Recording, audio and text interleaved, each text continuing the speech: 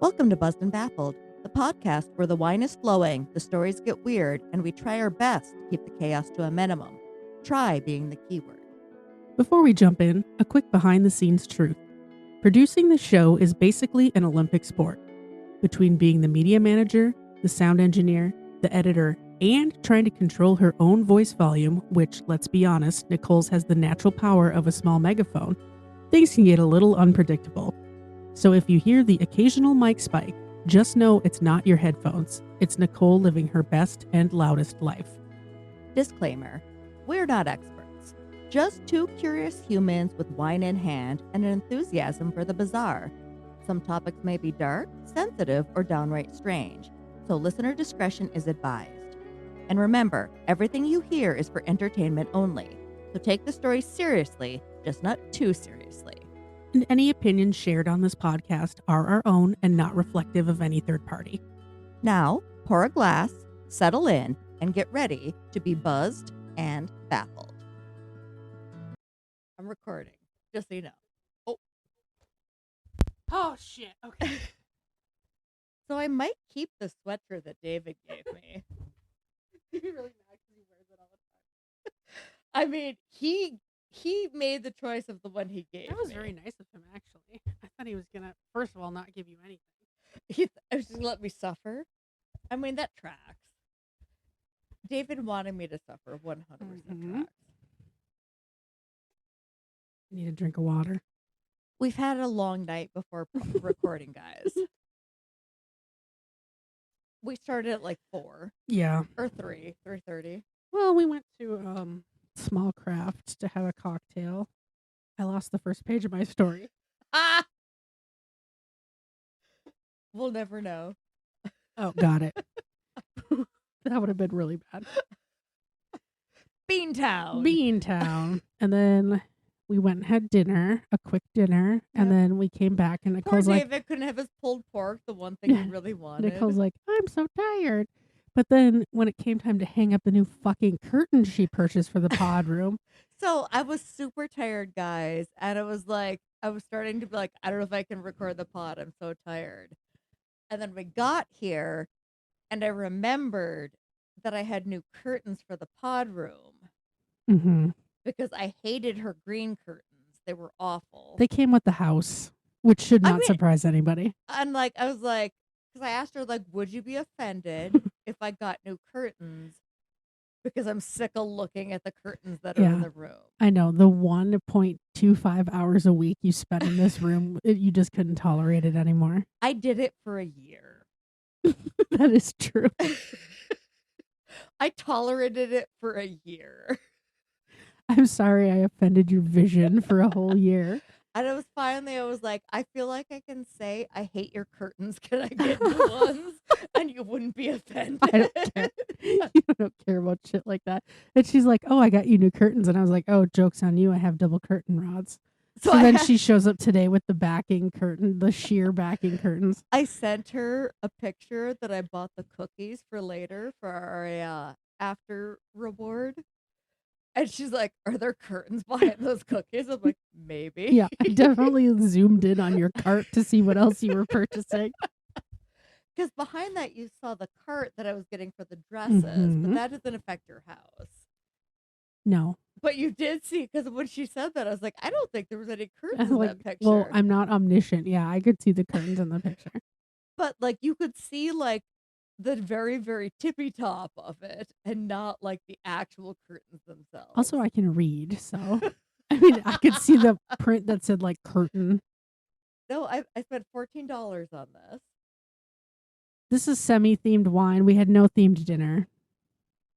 So I've been told she's not taking the crown from me tonight. No. It's not a throwaway episode, but also, am I on the right thing? Like, are you actually recording me? Yeah, I'm recording you right now. And it looks normal. So, like. Okay. And we're on the actual thing. We're not on my. I just wanted to make sure. I checked. Okay. I mean, you've checked before. I checked this time. But we'll find out after I'm done. So this is Big House Wine Co. Lucky Luciano. This is not about the mob. This is about police, and this was like Bootlegger White, 2015 California. There's no such thing as good money or bad money. There's only money. Charles Lucky Luciano. oh, this is from 2015. I did not realize that when I pulled this off the shelf at Econo. Yes. Ooh.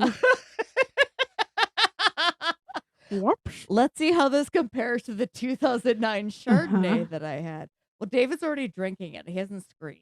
So Yeah, you're not going to get your ASMR cracking of the seal because I gave David a little taste before he went downstairs. But I'm gonna try to use my bad arm. I don't want too much of a pour there. This is a white blend, right? I don't know.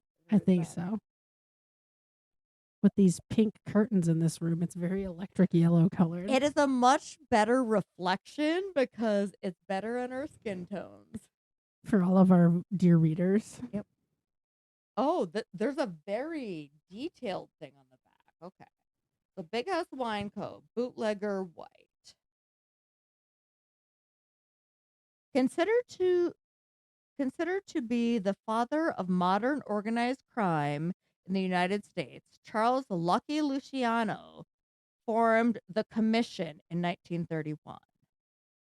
His group brought together 5 of the biggest and most notorious New York crime families, as well as Capone's outfit in Chicago.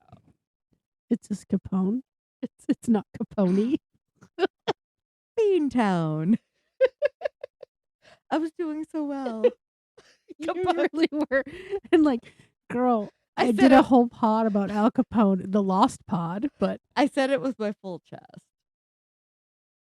As original as Luciano, Big House's Bootlegger White wine is a rebellious mix of non-traditional grape varieties.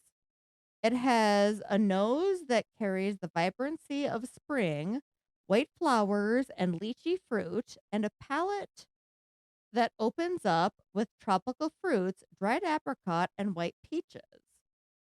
This wine finishes strong with the cleansing citrus zest that lingers. I can't smell much, but this is definitely like jasmine and lychee on the nose. See, I wouldn't call it. Also, lychee doesn't have a smell. Lychee is very floral. So lychee doesn't smell like anything to me. But this is very floral. It's like wildflowers. Can you not smell the wildflowers? I mean, it smells really floral. Yeah. It's actually not bad for what it is. Capone did it right. Capone. Capone. Al Capone. Al Capone. You goddamn ding dong. I want to go to that place where he died in Florida and be like, I want to see the home of Al Capone. Mm-hmm. Yeah. I mean, the pod that I did, the Lost Pod that still has yet to be released, that we re-recorded, Beantown, was all about Al Capone and him having to go talk to this commission. All right. I don't remember any of it. Yeah. I'm also sure. Half in the bag right now because you got me drinking at like 3:30 oh yeah. in the afternoon. I really twisted your arm. She twisted my arm, guys. Actually, it was David's idea. To be fair. But we had that Chex Mix at Small Craft. That is so good. It's banging. New cocktail menu at Small Craft. Also, I couldn't believe they poured a glass of wine for David. I'm like, that is not what I intended. I know. But he was doing it. He was and I didn't want to be like, no. I was like, well, we'll just pass it around. I'm like, that's what he's doing. But I'm like, that's not what I meant. But I'll take a picture of our new. I didn't take a picture of the old ugly curtains for people to compare and contrast. Well, I'll tell you what, these new curtains are wrinkly as hell because someone didn't iron them first. Well, they just came in the mail today. So, do you have a steam iron? I have a regular iron, and if you think my ass is taking these curtains down to iron them. No, but don't you have a steamer? No, I don't have a steamer. Well, I have a steamer. So we'll bring one next weekend and we will steam. Burn my house down. Moving on. I have entitled this, well, ChatGPT has entitled this Fraternal Order of Prophets. police unions, and telemarketing scams. Ooh, is it about me? Or is it about Jen No, Shaw? profit as in money, not profit as in Moses. Okay. Is it about Jen Shaw? That's the first thing your mind went to, was that this might be about you because you consider yourself a prophet of the Lord, Not of the Lord. of somebody else. Not of the Lord. All right. The Fraternal Order of Police was founded in Pittsburgh, Pennsylvania by patrol officers Martin Toole and Delbert Nagel. Nagel? Okay. They, along with 21 other members of the Pittsburgh Bureau of Police, established the first FOP Lodge, Fraternal Order of Police. At the time, Are you going to give me a year? it was a long time ago. It was like you just said, but I you know. didn't give me a year. I'm usually girl. really good about that. It was before 1918. Okay. So it was a while ago. For one time, you're actually listening to me. She's like, God damn it. Get with the program. As I was Kyla." reading, and I was like, oh, I don't have a year on that. At the time, anti-union sentiment was high, so the term union was not used, but the organization acted just as any other union would. They informed the mayor of Pittsburgh that the FOP would, quote, bring our grievances before the mayor or council and have many things adjusted that we are unable to present in any other way. We could get many things through that our through our legislator that our council will not or cannot give us, end quote. But here's the thing. When you're looking at like large organizations of people, you got to stop fucking with them. Do you remember in Philadelphia when the mayor was like, we're just not going to give a raise to the garbage collectors? And they're like, fine, we're not picking up trash. Also, this is the 1800s. You need the police in Philadelphia. Yeah. By 1918, the organization expanded nationally and adopted a constitution stating race, creed, or color shall be no bar. So that's pretty early. They're being all inclusive. Mhm. You know, this is really against the grain for what you like to do as a pod. Are you trying? I'm just luring you in. Are you trying to save face here? Their constitution also contained an anti-strike pledge, but it has not been enforced since 1967, when Ohio officers went on strike over a salary dispute. The FOP would later go on to state it will take no action against members who participated in a strike until all state and local level efforts have been exhausted. I want, every time you said, I'm like, FOP, yeah, you know me. I know. I think I have that on your new book list, or your old, yeah. Because, yeah, you definitely said something other than OPP. And I don't remember what it was. So, it's a union, which actually Which says... is good. Like, the police officers... We're not going to strike. That's part of it. But back then, they need a union. I will say, I think maybe now they protect too much. Agreed. My experience on the school board in Ontonagon. Oh God, don't even get me started with the teachers union and doing contract negotiations. I think unions are there to protect, and they certainly had their time and place, and still do. But there are some times where it's like, hey, you can't get blood out of a stone. Also, I've had to call Michigan Protection Advocacy on the Ontonagon school system more than any other school system I've ever worked with. It must not have been when I was there. Did you? Oh, as a student? No, as a school board member. I was an elected official on the school board. What year were you an elected official? 2009 to 2015. Oh, it was during that time I called. I had nothing to do with that. Boo. So they're saying, hey, as an organization, we're committed to not striking. And they're like, oh, you can actually strike, but only if, like, we've tried everything we can. Okay, that's fair. But I mean, that's fair. That's kind of the rule, right? Like, we're going to try to negotiate in good faith. We're going to act in good faith. You're going to act in good faith. Are you taking a picture of the curtains right now? 100%. I want everyone to see. With Squidward in the background. He is. Nicole doesn't know anything about sports or cartoons. And I have a plush Elle the octopus, the mascot of the Detroit Red Wings, and she knocked him down. And she's like, oops, I knocked over Squidward. That's not Squidward. Also, First of all, Squidward's a squid. That's an octopus. Is Squidward from... Squidward's from SpongeBob. Well, and the only reason I know this is because you said that I'm the starfish and Well, you're and then I was like, SpongeBob. actually, I'm the starfish. But actually, I'm Squidward, and Rube will back me up on that. Squidward's very crabby. And he's like a fun sucker, and he plays the clarinet. But he's also really like easy to manipulate, apparently. Moving on. During his tenure as a senator in the 60s, Robert F. Kennedy, the dad, Okay. So like actual JFK. RFK. Robert starts with an R. Oh. JFK is John F. Kennedy, the president. Oh. RFK is his brother Robert. Oh, okay, he died later, right? Wasn't he shot in the head or something? They were both assassinated. Okay, yes. He's the father of RFK Jr., who we're dealing with now. Boo. Okay. Do you have your Kennedys straight? I you do. know, very early on in this pod, I was like, ooh, I'll do a pod about the Kennedys. And you're like, I already know everything about them. But clearly that is not the case. I just need a little retouch. Freshen me up. I think I'll be okay to do a Kennedys pod. Also, which one of them killed the girl? That was the brother Ted Kennedy. Okay. Because there was also a Kennedy who killed the girl. Yes, in Chappaquiddick. Uh-huh. All right. See, I know. Yeah. Mm-hmm. I'm so drunk, guys. It's not my fault. Robert F. Kennedy led a movement to create police review boards in which civilian oversight of police departments, which would have civilian oversight of police and departments. Oh, that's too bad that he got assassinated. He seems like he would have been a really good politician. Yeah, so he's looking for a level of checks and balances. Yes. Yeah. To be like, hey, you're accountable to somebody. Because everybody needs to be accountable to somebody. Otherwise, we get what we get. Yep. The intent was to increase accountability and allow civilian input into policies, training, and police conduct. The FOP vehemently opposed this, stating they were, quote, a sinister movement against law enforcement, end quote. Sinister. The FOP has also clashed with the American Civil Liberties Union, the ACLU, on issues. What does the FOP stand for again? Fraternal Order of Police.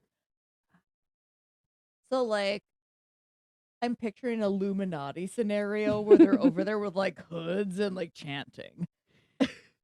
So they clashed with the ACLU on issues related to police brutality, saying it was, quote, a liberal attempt to discredit law enforcement, end quote. Boo. Despite the order claiming they were apolitical. Lame. Their political neutrality has also been further questioned. Pro Robert Kennedy. Bad them. The FOP endorsed Donald Trump for the presidency in 2016, 2020, and 24. Of course you fucking did. One of Trump's first actions in his return to office, of course, as we all know, was granting clemency to the 1,500 people involved in the January 6th riots. You mean the ones who beat the police officers almost within an inch of their lives? The FOP went on to criticize the action, saying it sends a dangerous message. So, it's not fun and games when it's your people getting hurt. The FOP also opposed vaccination requirements for police during the COVID-19 pandemic, despite COVID being the leading cause of death of police officers in 2020 and 2021. And make sure that they see the good curtains. God damn you. These curtains. They're very flattering against your skin tone. I want everyone to see the blush of your cheeks, really. My gin blossoms on my nose and cheeks. Yeah. The FOP has also called for several boycotts, including boycotts of the Beastie Boys and Rage Against the Machine, for their support of Mumia Abu-Jamal, a journalist who was convicted of killing a police officer in Philadelphia in 1981. Okay, so you can't be against bands who are like, fuck the police. And you're supposed to be apolitical. What? There was somebody, was it Ice-T or like Ice Cube or someone who got pulled over by police and he had fuck the police like on the radio? It was probably Ice-T since he sang that song. And also it kills me that he's been on Law & Order SVU for like 22 years. I love it. Drink break. Okay. So the Mumia Abu-Jamal case was and still remains highly contentious. I already forgot what's happening here. We're not going to pregame anymore before it's my turn to read the pod. No. So Rage Against the Machine and the Beastie Boys were in support of this person, Mumia Abu Jamal, who was convicted of killing a police officer in Philadelphia in 1981. Did he actually kill the police officer? Well, we don't really know, but the FOP... I mean, I feel like we should know. Didn't you do a dive I mean, I'm going going to get into it. Okay. But the FOP boycotted those two bands. Because I'm like, did he do it or was it the case warranted? Still remains highly contested and contentious for alleged constitutional and civil rights violations. Okay. Because I'm like, if I'm sleeping in my house and you bust in and I shoot you, you get what you get. Yeah, I could probably do a whole pod just on that. But there's a lot of stuff that's very not black and white in this case. So, like, it's not clear and cut. Okay. No, not at all. So you can't tell me. No. The FOP has also boycotted eBay for selling police equipment. I feel like you shouldn't be able to do that. I mean, if it's an old nightstick or something like... I mean, I could just buy a nightstick. Yeah. They've boycotted Quentin Tarantino for comments against police brutality that he made at, I believe it was at an award show several years ago. And they've boycotted Nike for their work with Colin Kaepernick when he was kneeling. Lame. And then became the face of Nike. Absolutely not, because that wasn't about the police necessarily. That was about gender discrimination. Well, and it killed me when Nike released their ad with him, because everyone's like, "Oh my God, I'm going to burn my Nike stuff." I'm like, "Go ahead, they already have your money, idiot." Yeah. So that's just a little background on the Fraternal Order of Police. You should take those scissors up there and teach them what's Oh my God. Kyla, good news. Membership in the order is open to any appointed or elected full-time and law enforcement personnel with arresting power. Do you think Charlie's a member? I don't know. We'd have to ask. Is Jill Dale a member? No. Okay. No, she doesn't have arresting power. Oh, really? Well, yeah, she can't arrest anybody. She's not a commissioned law enforcement officer. She's a corrections officer. She's just searching prison purses. She's a matron, and she really likes when we call her a matron. Hey, Jill Dale, our favorite matron. Mama Morton from Chicago. Just wait until you have to search our prison purses. Oh my God, no, Nicole. And I expect her to use the actual anatomical description as she does. Oh yeah, shout out to my mom who passed her anatomy and physiology class. Woohoo, Jill Dale. Colors, by the way. You nailed it. Yep. And each state and local lodge is responsible for enacting their own membership criteria. So we have a national lodge that kind of sets the standard and the rules and policy. But then there's state and local lodges that kind of can do their own thing. But is this rules and policy of racism? Well, not at the time. Well, that wasn't the intent, because when they started it in 1918, it was open to anybody. Yeah. Now, and I believe nationally that's still kind of the case, but whatever these state and local level lodges do is kind of their own thing. Racism. And as you'll see in here later, the national Are organization... you about to get me all like flustered and angry about something? No. This is really a low investment story. I'm going to find something to be mad about, because that's who I am. I mean, you'll be mad about it, but this really doesn't affect you directly. Because I'm a blonde white woman. Nothing affects me directly. There are currently over 373,000 members across 2,200 local lodges, so it's quite prolific in the United States. Membership costs vary, but are around $100 to $150 a year. So are there police going to like these meetings? Mm-hmm. Like they're like Shriner meetings? Yeah, exactly. Or something? Yep, that's exactly what it's like. Oh, that's weird. So PZ's just over there like showing up at a meeting? This is like volunteer. Well, I know Michigan, and we went to our right to work and all that stuff, but this would have been like voluntary union participation. Whereas I think in Michigan, there's probably like MERS, like the Municipal Employee Retirement System. I feel like this was probably much more prominent prior 1990 or like 2000. Yeah, and I think it's very heavy East Coast. New York. Yeah. For those of you who are dear readers who can't see, she was doing north, south, east, west in her head. North, south, east, west, so that I could see. That's the second time you did this on the pod. So I'm like, okay, so like New York, Chicago, no, Not Chicago, but like New Chicago. Jersey. But yeah, there's a lot on the East Coast. A portion of the membership fee is paid to a local lodge, and then they forward the rest onto the state and national organizations, Hmm. as with any local chapter of anything. The perks of membership, aside from the somewhat, I'm going to call it like union-esque, because it doesn't have the same union power it did. I feel the term perks Mm-hmm. is in quotations. Yeah. So perks differ between each lodge, but it's what it negotiates. Discounts on retail, travel, healthcare, kind of like a AAA membership. I have a Costco membership. Yeah, it's kind of like that. Yeah. Another I also, you know what Costco membership doesn't have? Racism. So you pay your dues every year. You get these perks, like AAA-ish. Yeah. Another way that local lodges raise funds is by soliciting donations from the public. And I will note that the national level organization explicitly states on their website that they do not solicit via telephone, but that some state and local lodges do. You can't do both, guys. And this is where we get into the more interesting part of the story, telemarketing and the Fraternal Order of Police. I was like, I forgot where the story is going. Like, also, I'm stuck on how terrible this organization is, and I forgot where we're going. In 2001, 14-year-old high school dropout Sam Lipman-Stern, and he's up there on the right. Wait, which one? He's on the right. Oh. With the name that says Sam Lipman-Stern next to him. He's 14 there? He's a little bit older than 14 there. Okay, I was like, damn. He's a high school dropout.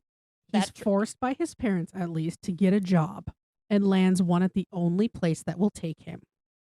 The Civic Development Group in Brunswick, New Jersey. I have a lot of questions about Sam. Well, I hope you did your research because I got some questions. Please hold all questions until the end. Questions and applause. Wait till the end.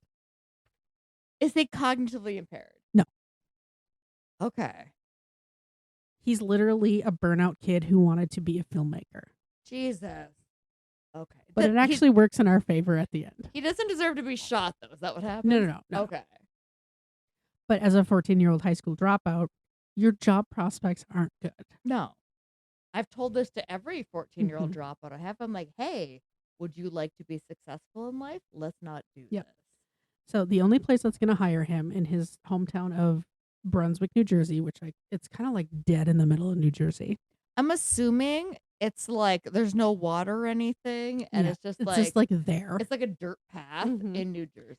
Is the Civic Development Group, a New Jersey-based telemarketing firm with a history of hiring the unemployable for minimum wage work. Well, it's like kitchens who are like, oh, I'll take this con because like no one else will work in my kitchen. Mm-hmm. And then you're like, oh no, I have teenage girls working in my kitchen. Maybe I shouldn't have this con in my kitchen. Yeah. So the Civic Development Is this where Group, this is going? No. Okay. He's actually a hero in this story. Really? Surprisingly, yes. Who's the other guy? I will get to that, Nicole. I wish you guys all need to go in right now. You need to go to buzzandbaffled.net and look at the picture I'm looking at. And there's tons of pictures of them, but this was one with them together. Because like the Patrick Pespas? Nicole, I will get to it. I'm looking at like, what the fuck is happening? I'll get to Pat Pespas. He's no Ken Allen. No. Would you shut up so I can continue, please? This is going to be like a 2-hour long. No, it's not, because we're only at 27 minutes, and I'm fluffing. Still have 4.5 pages left. I'm fluffing because you told me it wasn't a good story. You're not supposed to reveal my secrets. God damn it, Nicole. Okay, Civic Development Group, CDG. So it was founded in the early 90s by Scott, Brian, and Glenn Posh, and David and Mark Keyser. So 2 sets of brothers. Are these police officers? No, this is a telemarketing firm. Oh, okay. Their model was simple. Make fundraising solicitation calls on behalf of nonprofit organizations and charities in exchange for using the organization's name that you're collecting on their behalf and a chunk of the donations. Okay. Jen Shaw would love Yeah. this. And it was attractive to the organizations because they had to do zero work. Mm-hmm. All they had to do was collect whatever percentage of the donations they were owed. In undergrad, I had to call like alumni. Oh, I had an interview to do that. And when I was sitting there and they're like, yeah, you have to do this practice call during your interview, I got up and left and I never looked back. I did it for like a week and I was like, I am not built for this. I was like, not a chance I'm going to cold call. And I was cold calling people because, like, I'm an undergrad. I'll do anything I need to do for a cold hard dollar. Like hauling Midas mufflers. The CDG staff was, and that's the telemarketing company. Are you still following me? I'm following. Okay. Yep. Was full of teenagers, I appreciate you asking. ex-cons, and drug addicts. Yeah, that tracks. There were no background checks or drug tests, naturally. No. Employees were essentially allowed to do whatever they wanted at work, including drinking alcohol, having sex, taking and selling drugs, as long as they met their production quotas. Is this what's like at your work? Absolutely not. Not under my watch. Can I come to work for you and sell drugs and have sex? I mean, I don't have sex with anyone you work with, but can I bring someone in for it? I don't want to do that either. No. But. You may not. Permission denied. Employment recruiters would often go directly to halfway houses in search of new employees. Oh my gosh! So they're like just like scraping the bottom of the barrel, and they would hire anybody, and a lot of these people couldn't get jobs elsewhere. Yeah. One employee, Pat Pespas, up there, was known for shooting heroin in the bathroom and nodding off during calls, but still closing the sale and being the company's top producer.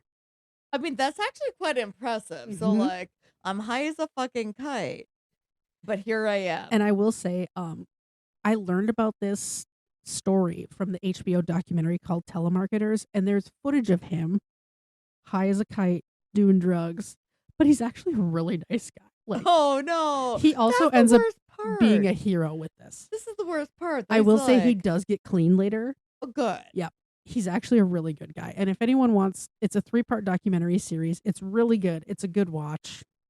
Take some time to watch it. But if you want the condensed version, continue to read. Our dear listeners can listen. CDG solicited for many organizations, but the majority of their clients were state FOP lodges.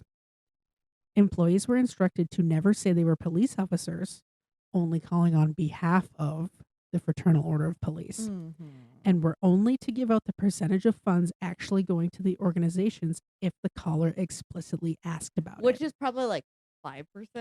It was 10. Okay. The charities were receiving about 10% of each donation. One manager justified their work by saying 10% of something is better than 100% of nothing. I'm going to close this. Is that okay? No, are you still warm? Okay. I'll just freeze here. I'm actually fine. Suck it up, Carla. Are you actually cold? No, I'm fine. Okay. Like, if you're actually cold, then no, I'll be okay. The founders provided aggressive sales scripts with scenarios drafted to rebut nearly any reason someone might give for not wanting to donate. So they had scripts to say, like, if they called some little old lady and she's like, oh, I don't have any extra cash, my husband just died, they had like a page to flip to be like, oh, well, in his memory, would you like to donate? It was anything that a person could come up with. They had a response. I fucking said no, motherfucker. Like, solicitations typically implied that funds were being used to aid the family of officers who were killed in the line of duty. Which was not what was happening. No. I hope this guy burned this organization to the goddamn ground. An FOP decal was given as a thank you to those who donated, and that's what I've got the picture of there. And I know we've all seen stickers of this on the back of people's car. I feel like Bink has several of these. Bink has a like blue line, and I'm like, first of all, name one police officer you know. I did see the Blue Lives Matter sticker on the back of his car. He had one in Arizona, and my mom peeled it off the back of the car. I remember my grandpa Walt had a couple of these, and I'll talk about it in just a second, but everyone knows what I'm talking about. It's the 5-pointed star that says FOP and then some various lodge. And you know what else that star reminds me of? No, I don't because it's only 5 points, Nicole. And it's upright. It's not upside down. Okay. Well, I mean, but if I inverted it, it would be the exact Yeah. same thing. There has been a long-standing myth that a decal that you're given on your car would get you out of a ticket or would No, it won't. act as protection if you were a business owner. And I know a lot of people thought that, if I gave them $20, here's my get out of speeding ticket. You know what gets me out of tickets? Crying. And pulling the girl card. I have done this more than once, and I've only had one speeding ticket my entire life. One time, they pulled me over, and I didn't have the tabs on my car like I was supposed to. Like, I had them, but I hadn't put them on yet. And I said, "Oh, my dad usually does that for me." I was 35. And also, like, what dad were you talking about? Bink. Yeah. I mean, and they were like, "Oh yeah, Bink's your dad. We get it." And so I was like, "Well, my dad normally does that. I don't know why." And he's like, "But I can tell that, like, based on all of the insurance things you have packed into this thing, that, like, it's all valid, but you need to tell your dad to fix it." And I was like, "Okay." And I kept going. Yeah, like you would trust Bink to do anything like that. No. But it got me out of a ticket. Mhm. And I feel like if you have the tabs physically present, like David's had it, and I'm sure you have too, where it's been too cold to put them on. Like, I had, like, the paper part of it in there, but I didn't have the tab on the car. Yeah. Yeah, I've had, like, the stickers in my car. Well, and they looked, and within that thing, there was, like, 10 years worth of tabs, like, packed into that little container that I handed them. So they're like, "I think she's fine." Yeah. Also, crying helps. Crying. In the early days of the Civic Development Group, employees would falsely identify themselves as police officers and that they were using funds to raising funds for bulletproof vests. Don't like that. Oh. Nicole's headphones just fell off. Oh, no. Which I don't know how. That was really bizarre that they did. Do you have a ghost? You're the ghost. So they're saying, "Oh, hey, we're raising funds to get our officers bulletproof vests." I had a call like this. I'm sure a lot of people did. And they're like, "I'm doing this." I'm like, "Fuck off." And I hung up because I'm not giving anyone money over the phone. Mhm. By 1996, the government sued CDG for misrepresentation, and the company was fined $35,000. Wait, $35,000 In 1996, which is probably like, I don't know, 90,000 now. But that's not really enough. No, it's not. That's like nothing. Well, the tactics changed. The sliminess did not. Following a staff meeting after the lawsuit. I feel like I work with people who might be doing this shit. Like, yeah. So they had an all staff meeting. They're like, "Oh, we got our ass in a sling for this." Yeah. They were instructed to sound, so they couldn't say they were cops, but they were instructed to sound like a cop on their calls. Okay. And hold on. Yep. I got some questions. Let me finish the sentence. Someone told me how to sound like a cop.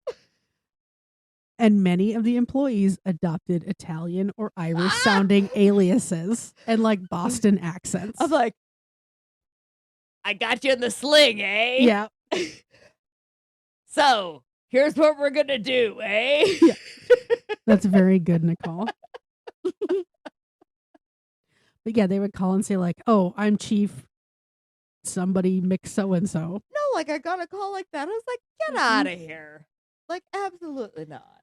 Lawsuits continued to crop up every few years, but CDG would just pay the fines and get back to work because it was nothing to them. How many little old ladies did they call? A lot. And, like, just fleece. Mm-hmm. Despite also, fuck Sam. He's part of this. I'm not done yet. Despite knowing the underhandedness of what they were doing, the job provided steady income for people who were otherwise not able to get employment. Was Sam a double agent? A little bit. Oh, okay. Eventually, Sam Lipman-Stern and Pat Pespas decided that enough was enough and they wanted to expose the scam. I love anyone who's like, you know what? My boss sucks ass, and I'm going to expose them for who they are. Lipman-Stern was an aspiring documentary filmmaker and often recorded his days in the office. In 2008, he and Pespas decided to create a documentary about CDG. This is amazing. Okay, I love it. Like, they're both terrible people, but New organizations were joining all the time and the company expanded. New offices were being opened, of course, in economically depressed areas. And CDG became the #1 telemarketing company in the United States. they used to have something like that right up near the Snap Fitness up here. They had some kind of weird calling center Okay. that did something like this. The next competitor was not even doing half of the volume that CDG was. Pressure on the telemarketers was increased, with those underperforming being suspended or fired. So they kind of tightened up the workplace a little Yeah. bit. Not very much, though. You're still allowed to do blow on the workplace, but As the business expanded, their model shifted. Employees were no longer telemarketers, they became professional management consultants. oh, fancy. Office locations changed their names as well. They're no longer sandwich artists. Mhm. The New Jersey, instead of being CDG, whatever, they would call themselves the New Jersey FOP Fundraising Center, whatever. Paychecks also no longer said CDG. They were now issued under FOP affiliated names. So even though you worked for CDG, you would get your paycheck from the New Jersey FOP Fundraising Isn't Center. that fraud? I mean, technically that's the name of the business. Okay. This allowed callers to state they worked directly for whatever organization they were calling about. So now they could say, oh, I work directly with the FOP, instead of I'm calling to solicit donations on behalf of. Burn it to the ground. They could also say now that 100% of whatever you're donating goes directly to this organization. Which is not true. Which is not true, but it is on paper. But also, like, are the people calling, do they know that? Because I'm just a junkie calling on the phone. Oh, they all knew. Oh, they all knew? Every single person knew. Because it was like overnight that it switched. I'm trying to give a little plausible deniability. No, here. they all knew. Burn it to the ground. And by saying, oh, I work for the so-and-so state FOP, your $35, we're going to, 100% of that goes to the FOP. That increases the confidence of donors instead of saying, well, only 10% goes. Get the scissors. Revenue increased dramatically from about $5 million to $250 million, with CDG pocketing nearly all of the funds because they kept about 90% of it.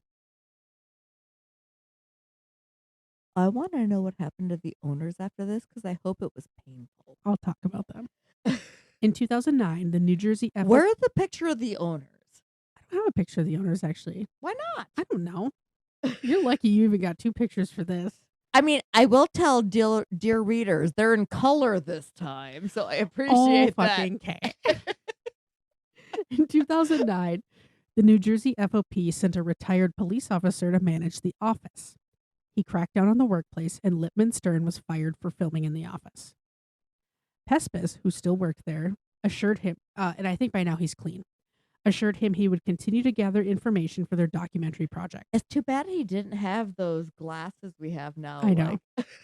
He literally is set up his cell phone on a stand. Yeah. Following a call in which a Utah woman refused to donate, an employee left threatening messages on her answering machine claiming SWAT was going to go to her home. CDG denies it was their call, but the FTC, Federal Trade Commission, took notice and sued CDG for asserting that 100% of the donations was going to charities. Also, you can't do that. Nope. The company was permanently shut down by the FTC. Good. In December 2009. So this guy worked his way out of a job. Mm-hmm. But for the good of everyone For the good else. of people. CDG was assessed a $19 million fine to be covered by the liquidation of assets owned by Scott Pash and David Keyser, 2 of the sets of brothers who were leading lavish lifestyles funded by the donations. Okay, hold on. I'm looking because I need to know what they look like. One of them was in a Christian rock band. I do know that. Oh my God. So what is this called? What's Scott the name? Pash, Pasch. and I can't remember which one was in the Christian rock band, but like he used all these donations to fund his Cash rock and star, who? David Keezer, Keezer, to fund his rock band Wannabe Dreams. And there's two sets of brothers, but those were like the ones who were like the main guys.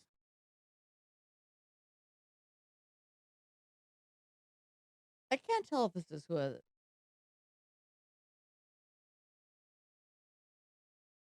We'll find good Did I pictures. spell it right?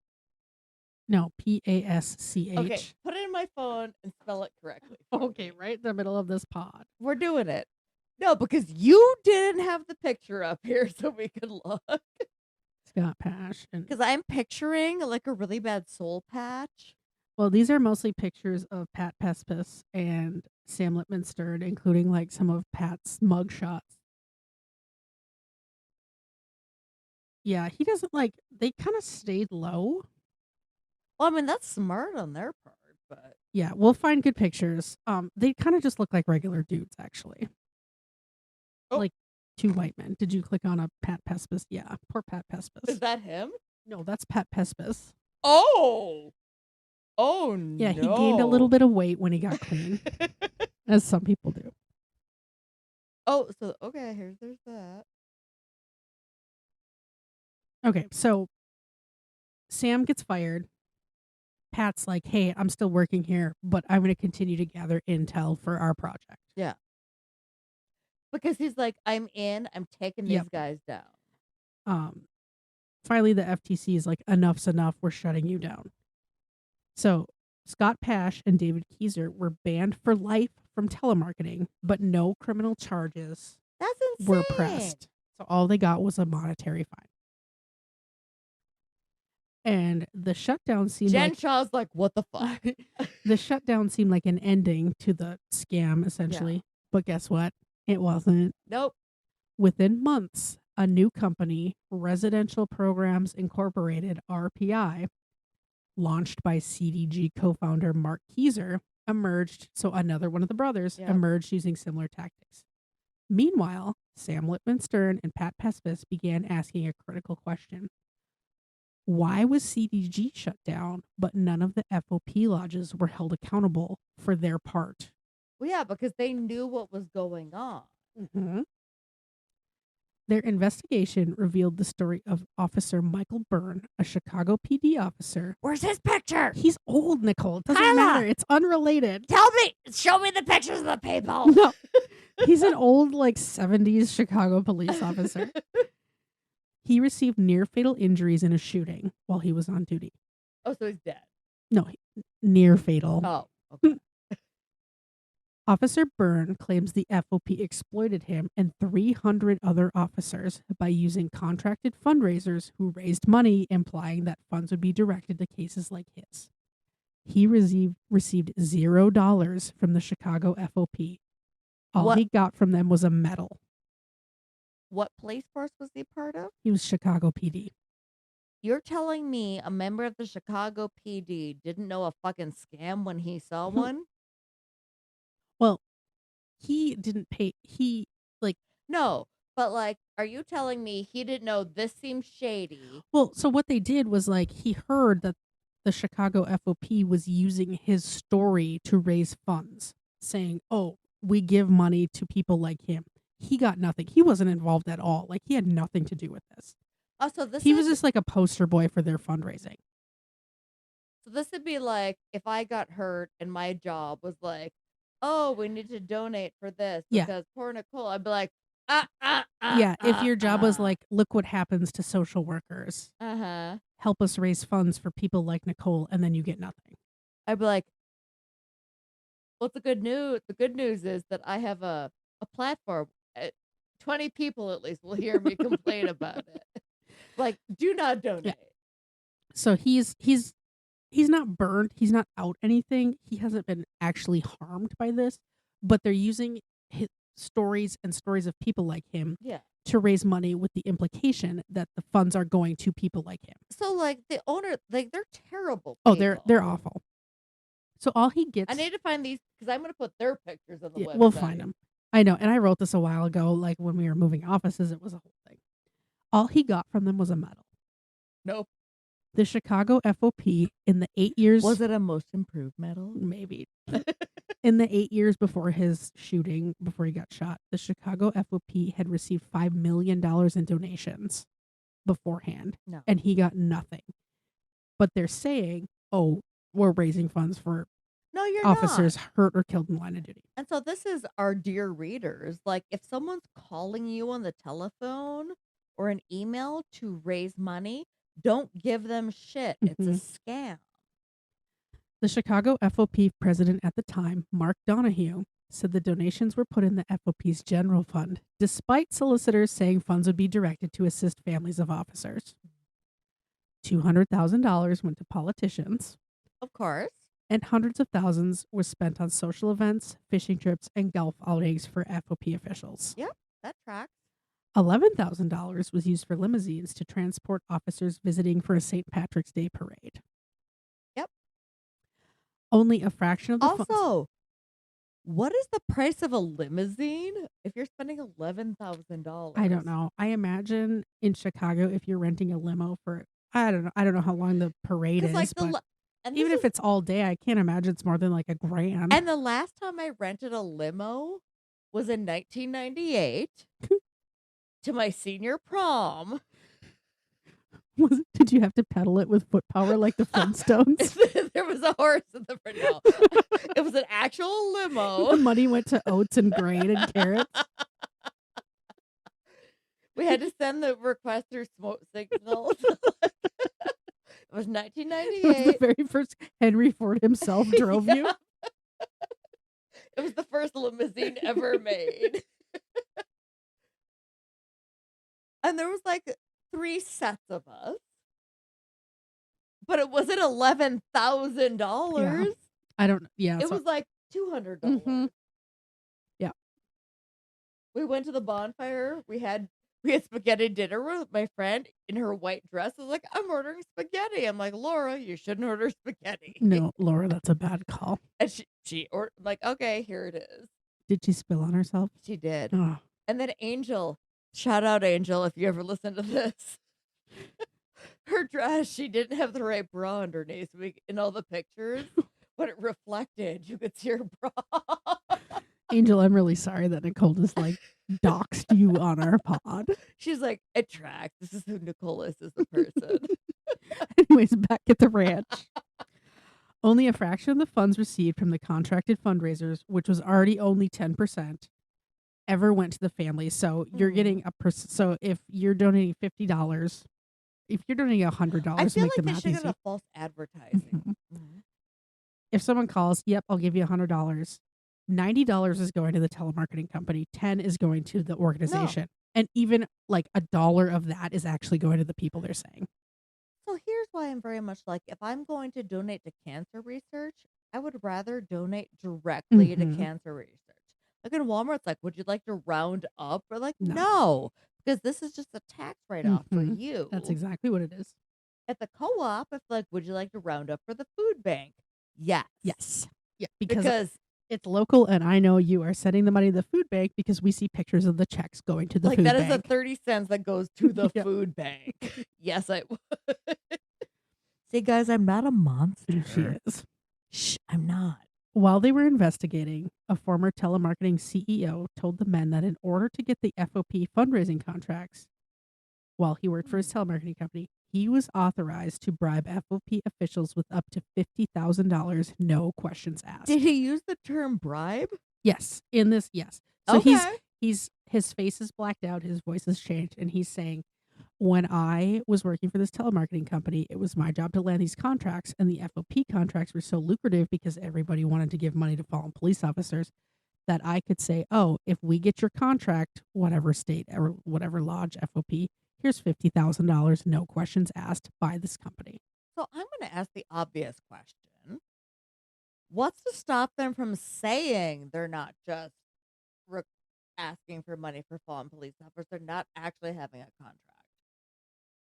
Well, if they have the contract, they can, they would get a cease and desist. I can say anything I want. Yeah. If I call you right now and say, hey, I'm soliciting for the Florida FOP. But how are they gonna know? But then the Florida FOP, because something always gets back to them. I mean, it's like we see it every once in a while in the news. No, but I also think that's very much ask forgiveness, not permission, and we'll just do it until we get caught scenario. I mean, we see it, you see it all the time. Houghton PD will come out and say, "Oh, we are not soliciting funds. Someone is doing this." Yeah. Yeah. So I think they just it comes out. Very weird. Robert Lozano was president of the FOP Lodge in Houston and used his own telemarketing firm to do the fundraising for them. Shockingly, he was accused of misappropriating FOP funds and kicked out of the lodge, but faced no criminal charges and kept his job as a police officer and kept his telemarketing firm. Also, did he get really aggressive with people of color and maybe shoot them? Probably. So it seems like maybe that was what was happening. But the FOP was not the only police union involved in contracted fundraising with organizations like CDG. The Police Benevolent Association, the PBA, I didn't know it was a thing, Yep. but okay. was kind of, but not really, a rival organization of the FOP. Do you need a Nicole Benevolent Association? No. Nicole's not benevolent, so that doesn't count. She's like, that'll never happen. They also participated with these contracted fundraising agencies.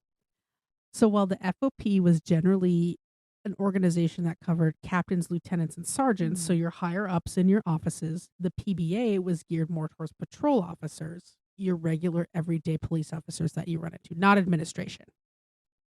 The PBA was one of CDG's biggest clients in the 90s before they got shut down, but did move away from telemarketing amid the increased scrutiny. So they did the right thing. They're like, well, we got to get out of here. Well, yeah. As police officers, you shouldn't be doing this to begin with. Yeah. They're like, You know some what? shit You know is what funds shady the here. police department? Tax money. Mm-hmm. Lipman-Stern and Pespas thought that if they could interview the New Jersey PBA, they might be able to get more dirt on the New Jersey FOP. No, you need to talk to Sam and Patrick. Nope, Sam and Patrick, that was their idea. They're like, Yeah. hey, these were rivals. Maybe if we talk to one, we get dirt on the other. And Yeah. that's exactly what happened. Were they smarter than the average bear? They called the New Jersey PBA, who at this time they were not doing contracted fundraising. It's like anymore. outside of anyone else, you're like, hey, Mm-hmm. you idiots, I love it. So they're like, we want to interview you about this. Will you talk to us? I'm like, oh yeah, we'll talk to you, because they're clean at this point. Yeah. So a New Jersey PBA rep said, quote, if you are a law enforcement officer, you should want nothing to do with this, end quote. This contracted fundraising. He also agreed that if you are endorsing third-party fundraising, you are a part of it and responsible for what happens. Yep. He admonished the FOP for using fundraising language that implied that police needed donations from the public to keep the town safe. That's why we pay taxes. That's what taxes are for. These callers would say, "Oh, we need this money to keep our city safe and give us our extra donations." The only time I would believe a phone call that I needed a donation if it was fucking Charlie Klein himself. Because I would know. I'm like, Charlie, if you're calling me and you're willing to do Shit's this, real bad. Oh, Jesus. Okay. Can you imagine he's going through the list and he's like, God damn it. It's like, I gotta call you, Binger. Oh my God. I'm going to have my mom have Charlie call you and ask for a donation. Because he needs a new, I don't know, radio or something. I'm like, oh, well.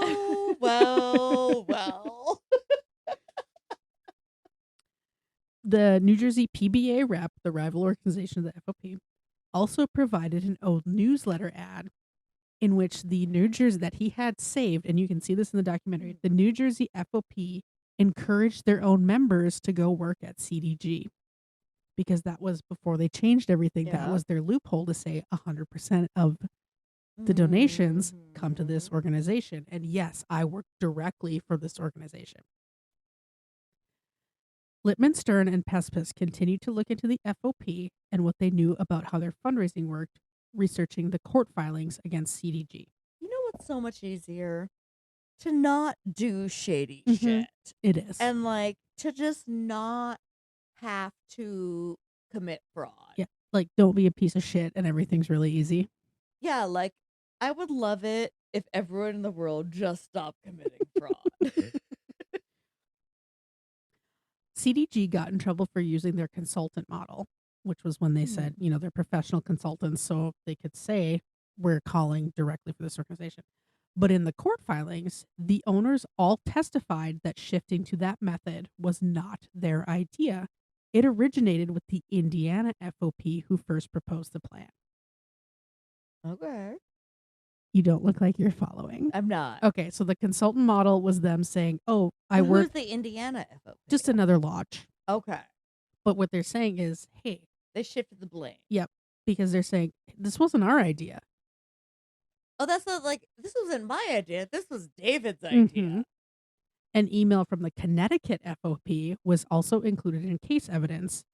You can see in that email that they asked that the consultant model be implemented for their fundraising calls as well, because they wanted telemarketers to be able to say that 100% of the donated funds went to their organization. Yeah. More and more FOP lodges signed off on this script language and this consultant model. Oh, so like they were absolutely knew. Not only did they know that this was happening, they endorsed it and provided language to use in scripts. No, so like if someone came to me and said, "Hey, we're gonna do fundraising for Buzzed and Baffled," and here I'm like, absolutely not. Here's two drunk assholes doing a podcast. Would you like to give money to support their pink curtains and their wine habit? Yeah. And we're like, okay. But also, like, they were like, oh, it wasn't our idea for them to switch to this. But like, I'm not gonna be like, and what happened to the blah blah blah? Yeah. I'm not saving the world. Yep. And like, so our two heroes here, Pat Pespas and Sam Lipman-Stern, continue to ask, how is it that CDG was taken down with their employer? But no. But I mean, but it's realistic. If these two idiots can figure it out, anybody can figure it out. And looking in the court filings, it even further, leans to their position that, hey, not only did these FOPs know what we were doing, they encouraged it, told us to do it, and provided us the scripts to do it. So why were these agencies not put under by the FTC? Why was it just our telemarketing firm that we worked for? So after pausing their documentary project for several years, Lipman-Stern and Pespas arranged a meeting with former director of the FTC, David Vladeck, the man who closed CDG in 2009. He confirmed that CDG's changed their consultant model, saying, yep, I work directly for this FOP. We get 100% of the funds, blah, blah, blah. He said it's complete bullshit and the reason for them being shut down. We know that. But when pressed on the issue of FOPs not being implicated in these crimes, Vladeck admitted there are complications when trying to go after police departments and their unions. Yeah. Despite Lipman-Stern highlighting the evidence that CDG was provided these literal call scripts by various state FOPs, Vladeck maintained his position. Pat Pespas went on to ask, quote, why can't the government just stop this? End quote. And Vladeck responded, quote, police unions are incredibly powerful. Who wants to be on the other side of the fraternal order of police? End quote. I don't know if anyone can see. Obviously, no one other than Kyla. But I'm raising my hand. I don't know if anyone can see. Nope, nobody can see. I would love to be on the opposite side of police unions because fuck that shit. Pespas went on to call some old telemarketing contacts and got himself an undercover job at a new telemarketing firm. One of his new coworkers was a convicted murderer. This new firm was also involved with soliciting donations for political action campaigns, PACs, which is completely new at this point. Many are related to the police. And we all know with PACs, there are massive loopholes. When calling for a PAC, there's even less stringency than the bullshit they were doing before where they had to say this and had to say that. You are not required to disclose that you are a paid caller, and you are not required to disclose how any of the donation money is used. Politicians, as the beneficiary of PACs, of course, intentionally made the rules very loose. I hate everybody all the time. And the pattern here is clear. So companies like CDG can be shut down. The broader system of these FOPs, whatever, these PACs, these fundraising quasi-governmental organizations are fueled by demand, weak regulation, and powerful institutional backing because nobody wants to take down the police. Even the fucking FTC doesn't have the balls to do it. Some of us want to take down the police. And it's far more difficult to dismantle those networks that are so ingrained than a company owned by a couple of brothers. I never thought that these two idiots, especially that one on the left, would be able to like, I'm almost done. I'm closing the window. she closed the window on me. Also, I'm a little bit chilly. Yeah, these two. I'm filled with rage right now. So. But also, did they close it down? Did they win? No. Oh my god! They tried. Pat Pespas like met with like a senator from Connecticut. Like they went to Capitol Hill and were ready to testify. But they tried to burn it to the ground. They definitely tried, but every time, every level was like, oh, well, it's the police. We're not going to fuck with them. Even though these are quasi-police organizations, they're not the actual police. It's like these unions. I'm using that in quotes. But I appreciate this. But they tried. But these two ding-dongs were like, this isn't right. Yeah. Yep. And I think they weren't great people, but I think it's really honorable that like we're not the best people, but we're better than the ones we're working. Yeah, for. At the possible expense of their own jobs, decided to expose this. But also sometimes you have to work for someone and realize what they're doing wrong and burn it to the goddamn ground. Yep. So that's a little bit of the corruption about the Fraternal Order of Police and how they have, and we all know this, like. So jail, what the hell? They donate money to politicians. They donate money to PACs. It's untraceable, essentially.